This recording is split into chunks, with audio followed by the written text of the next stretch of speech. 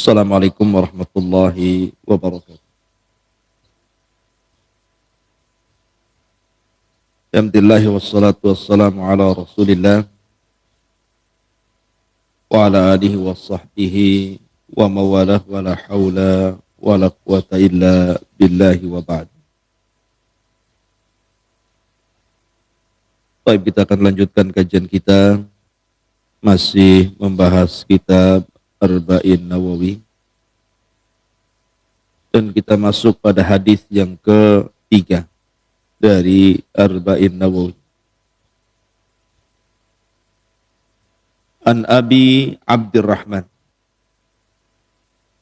Abdullah ibni Umar ibn al-Khattab radhiyallahu anhum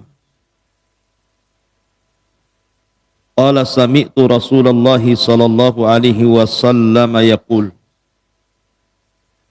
buniyal islamu ala khamsin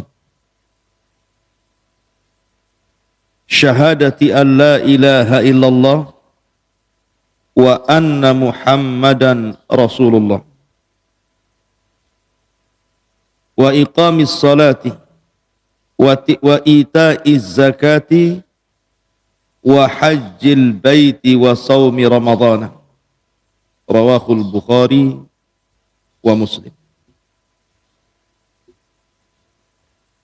Dari Abi Abdurrahman, kunyah daripada Abdullah ibn Umar ibn al-Khattab radhiyallahu anhuma, dia mengatakan,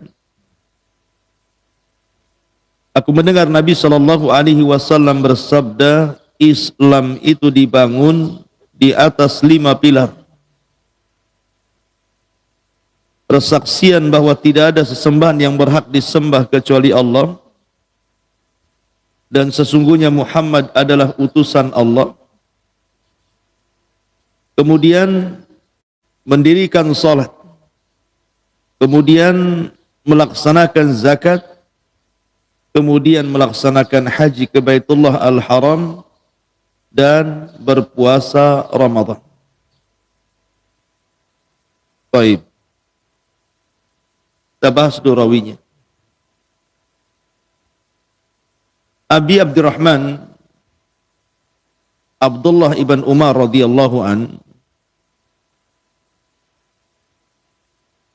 ia adalah seorang muhadditsun faqih, seorang ahli hadis dan orang yang sangat cerdas, dan dia pun termasuk daripada sahabat Nabi sallallahu alaihi wasallam walaupun sigar as-sahabah. Jadi ketika berjumpa dengan Rasul, dia masih kecil. Karena Abdullah ibn Umar radhiyallahu anhuma itu masuk Islam sebelum balik. Sehingga ketika terjadi perang Badar, usianya belum sampai 15 tahun dia sudah daftar. Tapi tolak oleh Nabi sallallahu alaihi wasallam. Kemudian dalam perang Uhud juga ditolak oleh Nabi sallallahu alaihi wasallam.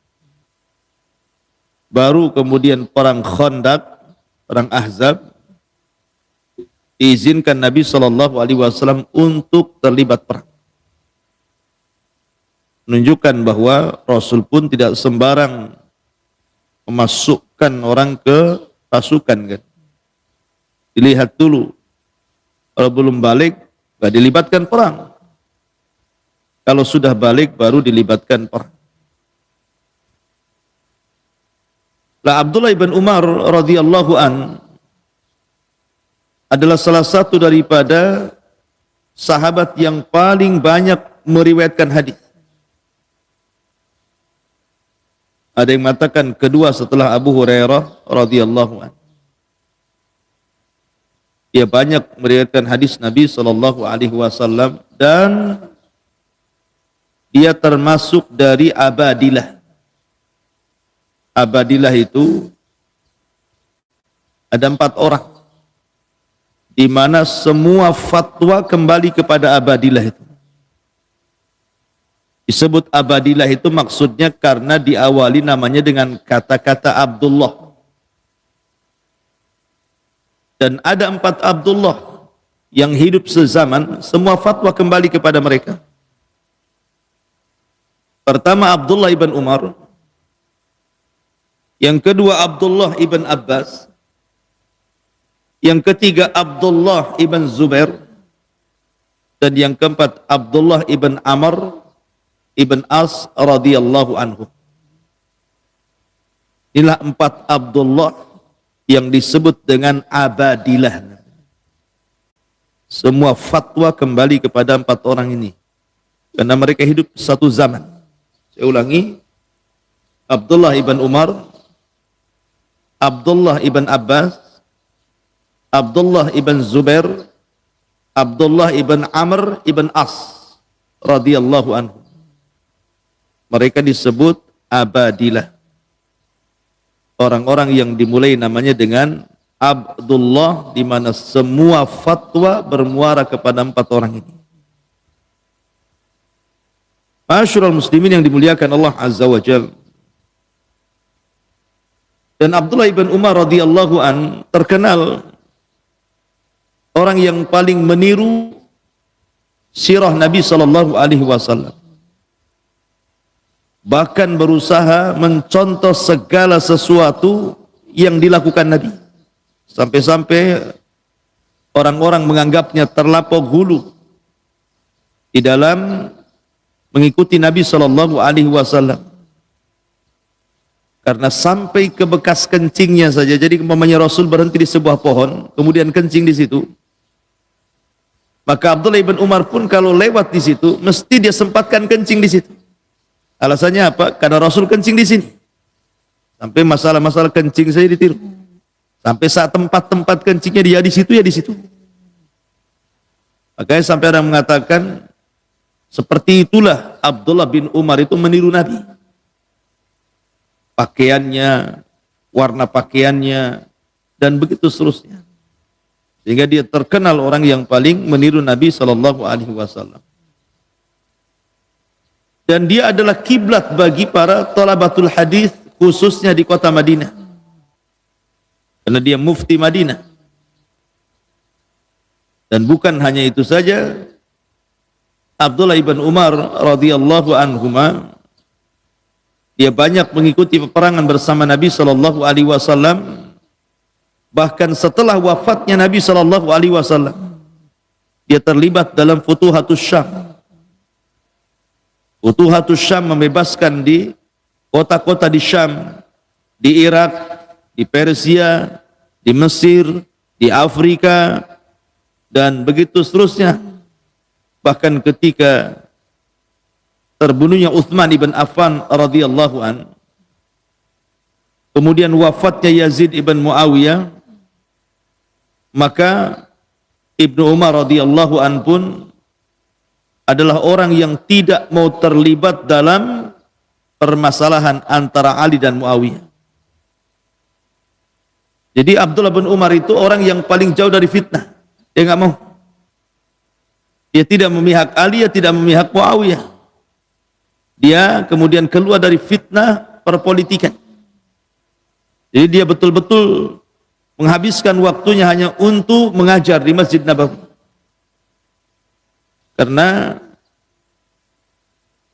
ketika ada 4 anak khalifah, 4 anak sahabat Rasul, 4-empatnya duduk di sekitar Ka'bah.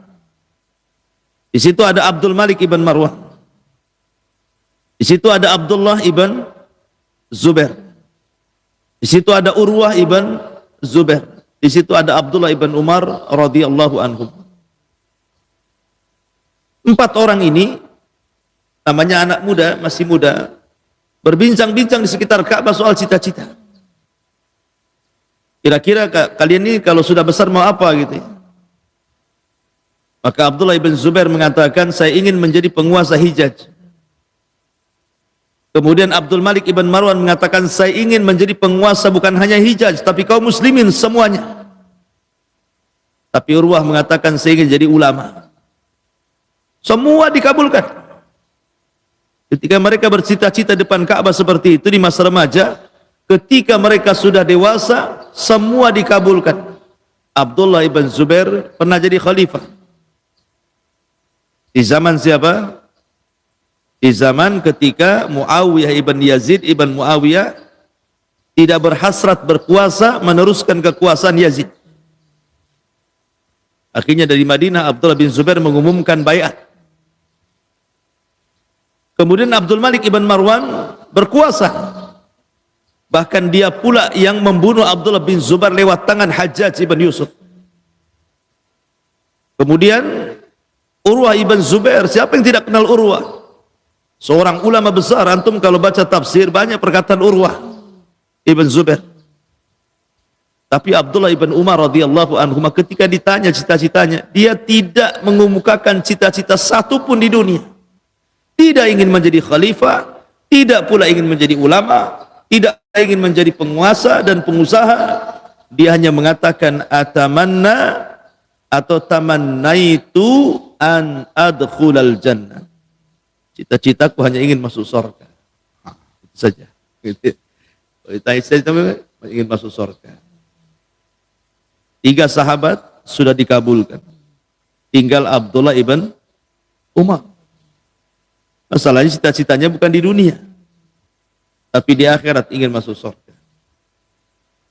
Lah Abdullah ibn Umar radhiyallahu anhu terkenal rajin ibadah.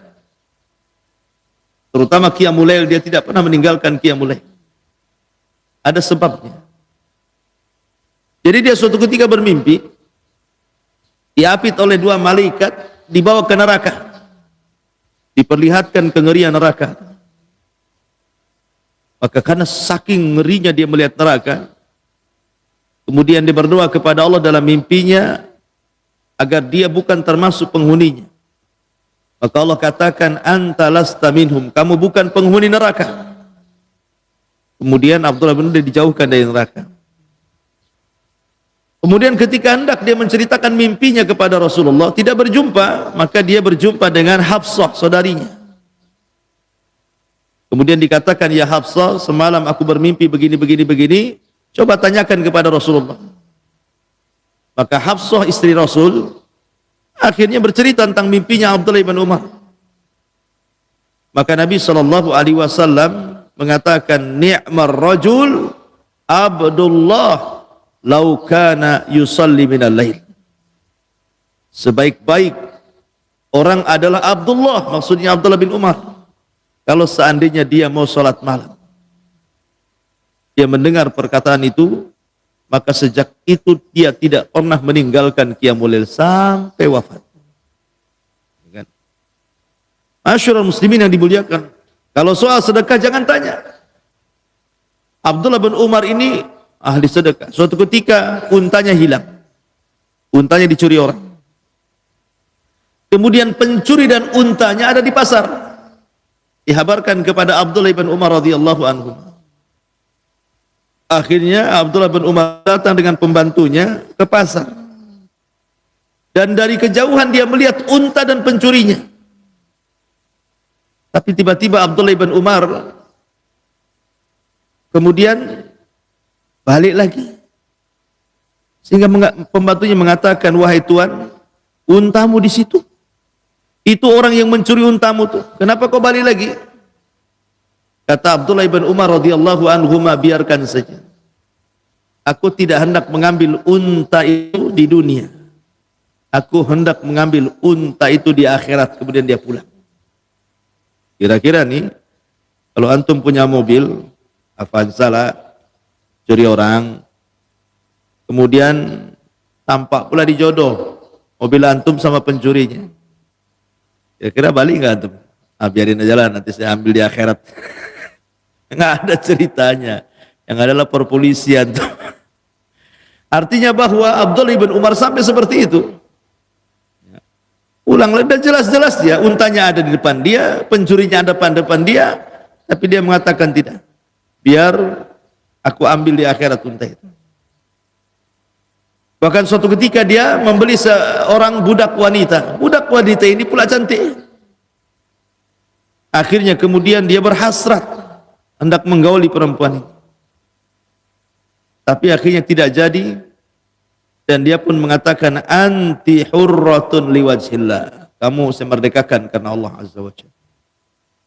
Ya, karena Abdullah ibn Umar radhiyallahu anhuma paling mengamalkan ayat lan tanalul birra hatta tunfiqu mimma tuhibbun. Kalian tidak mungkin sampai kepada level albir sampai menginfakkan apa yang kalian cintai. Abdullah ibn Umar itu kalau cinta kepada sesuatu langsung diinfakkan. Sampai ketika dia punya pembantu, pembantunya itu kemudian diculik unta-untanya. Jadi dia mengirim seorang pembantu untuk berniaga, supaya di tengah jalan dirampok itu orang-orangnya, ya habislah semuanya. Tiba-tiba orang ini kemudian lepas dari ikatan rampok itu, kemudian menghadap Abdullah ibn Umar. Kemudian dia minta maaf dan mengatakan, wahai Tuan, unta dan daganganmu dirampok orang. Saya pun dirampok juga. Dan barangnya saja saya juga sama dirampok katanya. Tapi saya bisa lari dan bisa kabur. Kata Abdullah ibn Umar, kenapa kau kabur?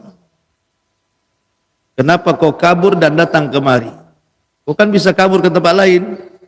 Kau tidak perlu datang lagi kemari, tidak mungkin ku cari.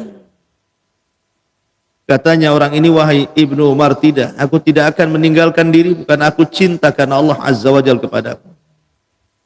Kata Abdullah bin Umar, Allah, ini bahasa Arab, betul kau cinta denganku karena Allah?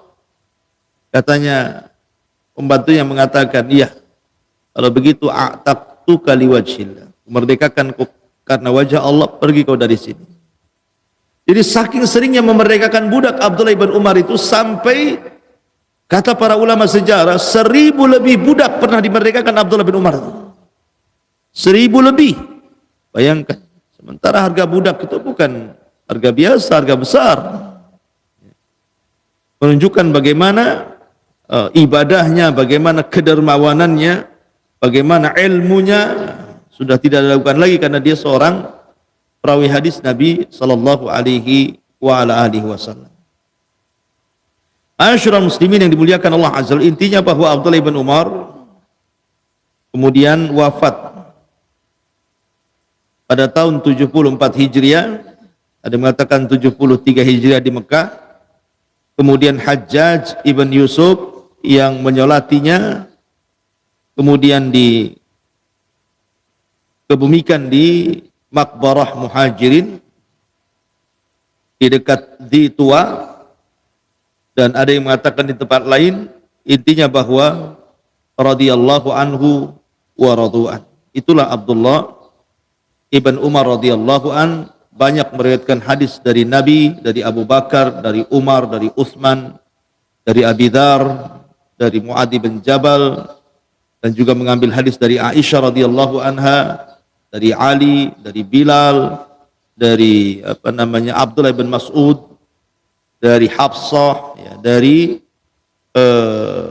Abi Lubabah al-Ansari, dan banyak sekali guru-gurunya dari kibarus sahabat. Sahabat-sahabat yang sangat mumpuni di zamannya dan lebih tua usianya atau seniornya, dan juga murid-muridnya banyak. Di antaranya Abdullah bin Abbas mengambil hadis dari Abdullah bin Umar. Jabir bin Abdullah mengambil hadis dari Abdullah bin Umar. Abu Salamah ibn Abdurrahman, kemudian Mus'ab ibn Sa'ad ibn Abi Waqqas, termasuk juga Sa'id ibn al-Musayyib, pemimpin para tabi'in yang menikah dengan salah satu putri Abu Hurairah radhiyallahu an, Sa'id ibn Musayyab, itu juga mengambil hadis dari Abdullah ibn Umar radhiyallahu anhuma. Belum lagi Nafi, Salim, Hamzah, dan banyak sekali sahabat yang di bawahnya yang mengambil hadis dari Abdullah ibn Umar radhiyallahu anhu. Lah, salah satu hadis yang kita bahas adalah hadis yang tercantum dalam Arba'in Nawawi pada nomor urut hadis yang ketiga. Buniyal Islam ala khamsin. Dibangun Islam itu di atas 5 pilar. Di sini ada thariqah mengajar, ikhwan. Ada namanya uslub metode mengajar. Nabi itu biasanya kalau menyebutkan sesuatu yang berbilang, yang ada rinciannya 1, 2, 3, 4, 5 gitu, maka Nabi SAW akan menyebut angkanya dulu, baru rinciannya. Begitulah seorang pendidik. Kalau antum menghafalkan anak antum rukun iman, jangan langsung disebutkan nak rukun iman itu 1, beriman kepada Allah, 2, beriman kepada malaikat Allah, 3, bukan begitu cara mengajar. Sini nak, rukun iman itu ada 6, simpan 6 di otakmu. Jadi sebutkan angkanya dulu. Rukun iman ada berapa nak? Ada 6, simpan 6 ini. Baru sudah tersimpan angka 6 ini, baru dirinci sama kita. 1, 2, 3, 4, 5, 6. Begitu teori Nabi SAW kalau mengajar para sahabat, maka disebutkan angkanya dulu, baru kemudian rinciannya. Dan juga ini thariqah Al-Quran. Ingat kita ketika membahas surah Al-Baqarah, ketika Allah Subhanahu wa taala menceritakan tentang kisah permulaan panggilan kepada Bani Israel, ya Bani Israel, udhkuru ni'mati allati an'amtu alaikum, dan terus begitu seterusnya. Panggilan Bani Israel di permulaan itu 2 panggilan. Panggilan yang pertama menjelaskan secara global tentang Bani Israel. Panggilan yang kedua menceritakan secara rinci. Artinya Al-Quran mengajarkan, thariqah mengajar, sebutkan globalnya dulu baru rinciannya, gitu maksudnya. Nah, di sini juga sama. Bunyal Islam ala khamsin. Islam itu dibangun di atas 5 pilar. Tempel 5 ini supaya mudah diingat. Baru rinciannya apa itu 5. Syahadati an la ilaha illallah wa anna Muhammadan Rasulullah. Persaksian bahwa tidak ada sesembahan yang berhak disembah kecuali Allah, dan ini artinya tauhid, la ilaha illallah. Kalimat yang sangat agung, miftahul jannah, kuncinya surga. Bahkan kunci orang masuk Islam. Bahkan la ilaha illallah adalah kalimat yang didakwahkan seluruh para nabi dan rasul. Bahkan di akhir zaman tidak ada kalimat yang lebih manfaat kecuali la ilaha illallah. Sebagaimana hadis Hudzaifah bin Yaman, ketika Al-Quranul Karim diangkat dalam 1 malam dan tidak ada lagi Al-Quran di permukaan bumi. Ketika Al-Quran kemudian diangkat di dada-dada kaum muslimin sehingga tidak ada satupun yang hafal 1 ayat pun dalam Al-Quran. Tetapi orang-orang tua mereka menghafal kalimat la ilaha illallah. Bukan karena mereka belajar, tapi mereka mendengar nenek moyang mereka mengatakan la ilaha illallah, maka mereka pun ikut mengucapkannya. Akhirnya ditanyakan kepada Hudzaifah bin Yaman, apakah la ilaha illallah yang diucapkan oleh umat akhir zaman? Mereka mengucap bukan karena belajar, tapi mereka mengucap karena diucapkan nenek moyang mereka. Mereka mendengar begitu, maka mereka pun mengucap begitu. Apakah la ilaha illallahnya bermanfaat bagi mereka di akhirat, wahai Hudzaifah? Kata Hudzaifah, ya tunjihum bila ilaha illallah. Allah selamatkan mereka dengan la ilaha illallah. Artinya kalimat la ilaha illallah kalimat luar biasa. Makanya hadis bitaqah itu, hadis kartu sakti, ketika seseorang di dunia tidak pernah beramal soleh, nggak pernah sujud, nggak pernah ruku, nggak pernah sedekah, nggak pernah beramal soleh, hidupnya maksiat saja, tapi sebelum meninggal dia mengucapkan la ilaha illallah, kemudian didatangkan di hadapan Allah, kemudian didatangkan catatannya 99 catatan. Kemudian kata Allah, ambil 1 catatanmu, bentangkan di hadapanku. Rupanya 1 catatan saja dibentangkan sejauh mata memandang. Kayak antum beli belanja di mall, kemudian keluar struknya itu dari mesinnya itu, sejauh mata memandang. Berapa banyak barang yang antum ambil tuh? Struknya keluar tuh, rupanya sejauh mata memandang. Berarti antum borong sak mall-mallnya. Kalau struknya saja sejauh mata memandang gitu ya. Jadi satu sijilat saja itu sejauh mata memandang, artinya itu semua kesalahan dia.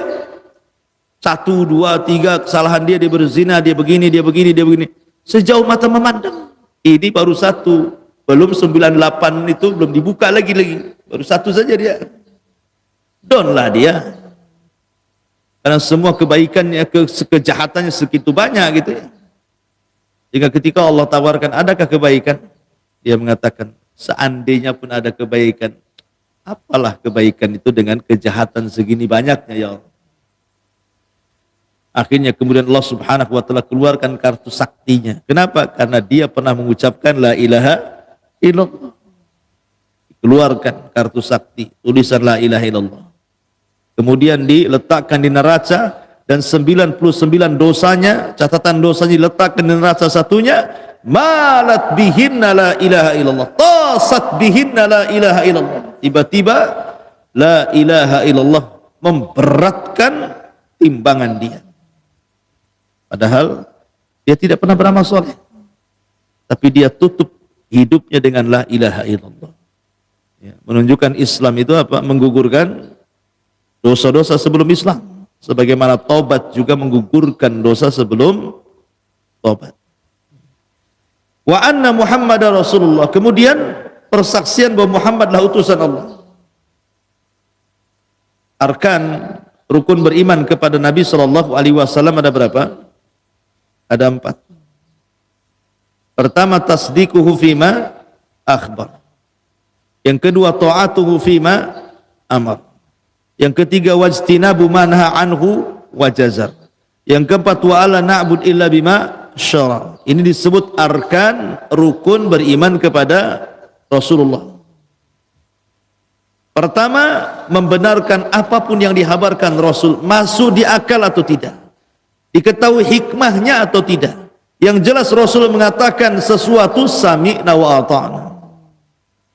Karena kita harus membenarkan apapun kabar yang dibawa Nabi. Karena terkadang Nabi ini menghabarkan sesuatu yang belum terjadi, atau menghabarkan sesuatu yang di luar nalar manusia, atau menghabarkan sesuatu yang tidak diketahui hikmahnya. Diketahui hikmahnya atau tidak, masuk nalar ataupun tidak masuk nalar, telah terjadi atau belum terjadi, pokoknya kita katakan shadaqna. Kita katakan benar ucapan Nabi SAW.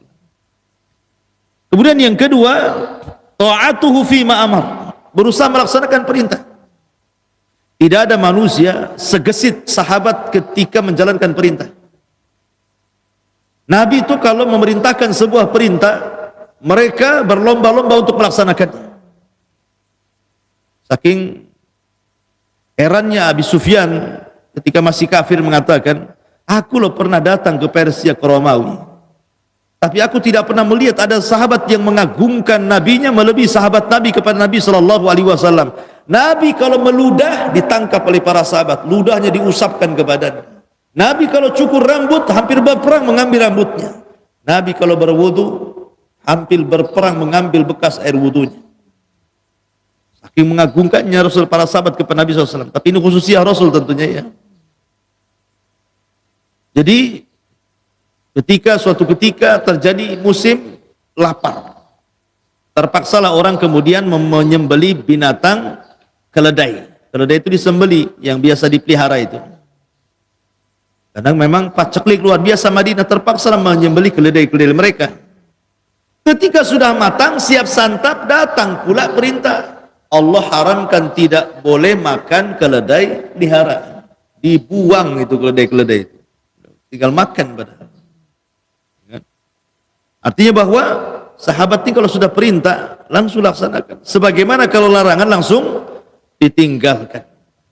Ketika datang larangan khamr, apa yang terjadi?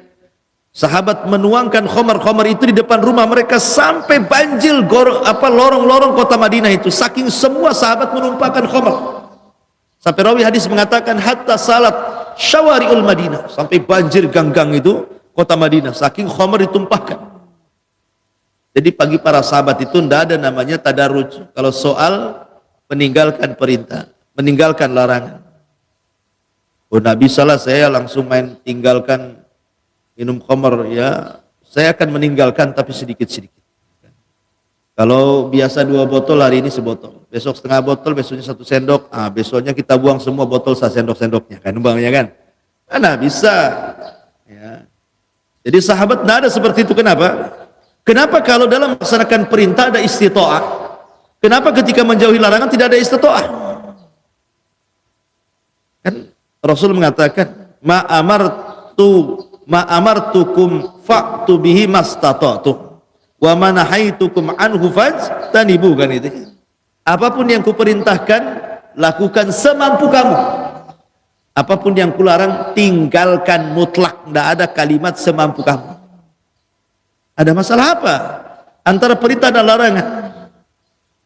Karena perintah itu kenapa dilakukan semampu kamu? Karena ada penggantinya. Kamu sholat tidak bisa berdiri, bisa duduk. Sholat dulu semampumu. Kalau sudah diusahakan berdiri tidak mampu, duduk, kan gitu ya. Sholat duduk semampumu. Kalau tidak sanggup duduk, baring. Wudu dulu dengan air, cari dulu air semampumu. Kalau tidak ada, ya sudah tayamum. Gitu. Maksudnya ada penggantinya. Tapi larangan tidak ada penggantinya. Kamu jangan minum brandy, oh berarti boleh whisky. Enggak ada. Ada ganti-ganti. Kamu tidak boleh makan dosis sekian, oh boleh yang lebih rendah di bawahnya. Enggak ada. Kalau sudah larangan mutlak. Makanya tidak ada istitwa dalam larangan itu. Ada penggantinya masalahnya. Jadi tinggalkan gitu ya. Nah, ini diantaranya juga bicara tentang larangan. Kemudian syarat yang terakhir, wa alla na'bud illa bima syara. Kita tidak boleh menyembah kecuali dengan yang disyariatkan. Kemudian wa iqamis shalah. Yang paling penting setelah syahadatain adalah salat. Karena hukum meninggalkan salat ini menjadi khilaf para ulama. Ada yang mengatakan sampai tingkat kufur, keluar dari Islam. Ada yang mengatakan dilihat meninggalkannya. Kalau meninggalkannya ini karena takasul, dia yakin sholat itu wajib, tapi karena malas dia meninggalkan, maka sebagian ulama mengatakan tidak kafir tapi fasik. Tapi yang meninggalkan seperti ini pun dilihat juga. Kalau dia lebih banyak meninggalkan sholat dari melakukannya, tetap kafir. Man taraka sholata jumlatan faqad kafar. Siapa yang meninggalkan sholat secara jumlah, artinya hidupnya lebih banyak meninggalkan sholat dibandingkan melakukannya, kafir. Yang jadi khilaf itu kalau sekali-kali meninggalkan sholat, tapi dia sering sholat dalam satu hari itu, ya 5-4 waktu itu rajin. Cuman kadang-kadang yang satu ini entah maghribnya entah duhurnya ini kadang sholat kadang tidak. Tapi yang 4 waktu itu dia sholat, artinya kan lebih banyak sholatnya dibandingkan tidak. Itu yang jadi khilaf. Ada yang mengatakan kafir, ada yang mengatakan fasik. Tapi yang jelas bahwa kata Syaukani rahimahullahu ta'ala, cukuplah seseorang itu jangan sampai meninggalkan sholat ketika mendengar hadis Nabi SAW, al-ahdu bainana wa bainahumus sholatu faman taraka faqad kafar. Perbedaan kita dengan mereka orang kafir itu sholat. Siapa yang meninggalkan sholat bisa kufur.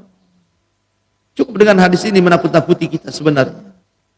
Karena bagi para ulama ketika bicara tentang hukuman orang yang meninggalkan sholat, dibunuh karena murtad. Ada juga yang mengatakan tidak dibunuh, tapi dipenjara sampai mati, dipenjara kecuali dia bertobat. Jadi kalau di lingkungan Islam, seperti pendapat Imam Malik, pendapat Imam Ahmad, pendapat Imam Syafi'i, orang yang meninggalkan sholat di hukum pancung sebagai had oleh penguasa. Kecuali Abu Hanifah mengatakan dipenjarakan sampai mati, kecuali bertobat. Ya kan? Abu Hanifah mengatakan penjarakan saja, biar dia mati di penjara sampai dia betul-betul tobat. Tetapi 4 mazhab sepakat intinya diberikan hukuman. Dan yang memberikan hukuman tentu bukan seorang ayah, seorang ibu, tetangga, tetapi pemerintah. Ya kan? Jadi hukuman-hukuman seperti ini adalah kembali kepada pemerintah Islam. Wa iqamis shalah wa ita'iz zakat. Dan orang yang melaksanakan zakat ini selalu disebut dengan sholat. Selalu disebut dengan sholat.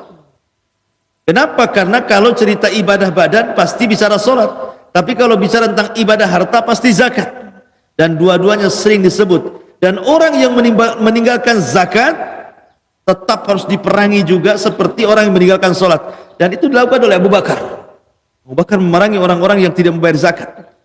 Ketika ditanya oleh Umar, "Hei Abu Bakar, kenapa kau memerangi orang yang mengucapkan la ilaha illallah?" Padahal Nabi SAW mengatakan, "Umirtu an uqatilan nas hatta yashhadu an la ilaha illallah." Diperintahkan memerangi manusia sampai mereka mengucapkan kalimat la ilaha illallah. Mereka mengucapkan kalimat la ilaha illallah. Abu Bakar, kenapa kau perangi juga?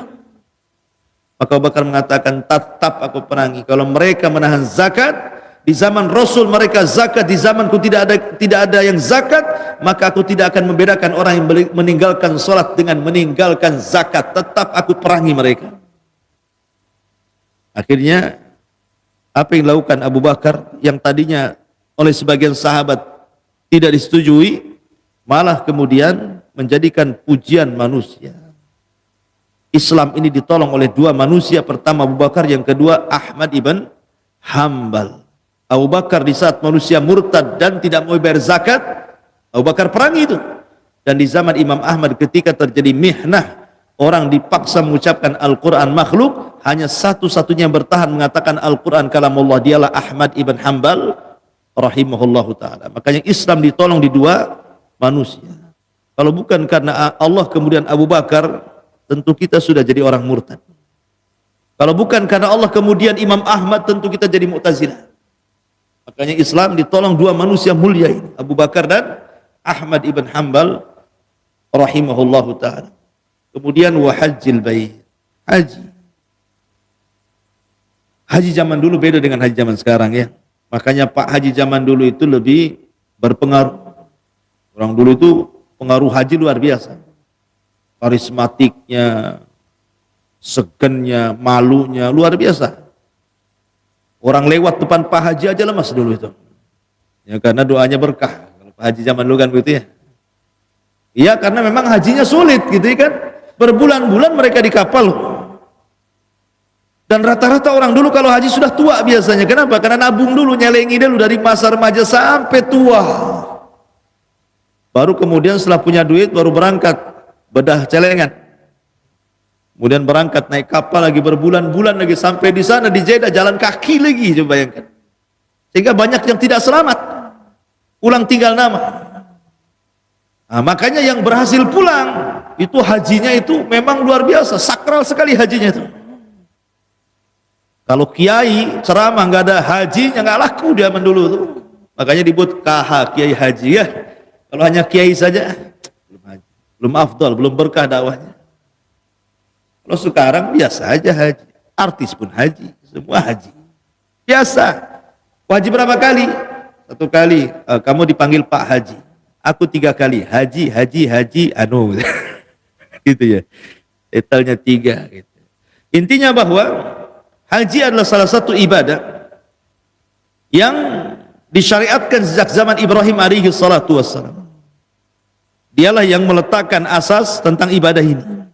Kemudian dilanjutkan oleh para nabi setelahnya sampai kepada Nabi sallallahu alaihi wasallam.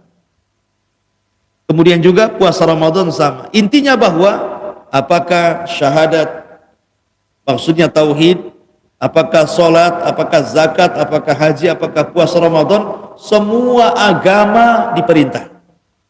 Semua nabi diperintah 5 perkara ini. Semua nabi diperintahkan tauhid, semua nabi diperintahkan sholat, semua nabi diperintahkan zakat, semua nabi diperintahkan haji, dan semua nabi diperintahkan puasa. Kutiba alaikumusiyam kama kutiba alal ladina min qablikum. Diwajibkan kepada kalian puasa sebagaimana diwajibkan kepada umat sebelum kalian. Artinya bahwa 5 rukun Islam ini semua para nabi diperintahkan. Semua para nabi. Artinya bahwa ini adalah arkan, rukun, betul-betul pondasi tegaknya sebuah agama.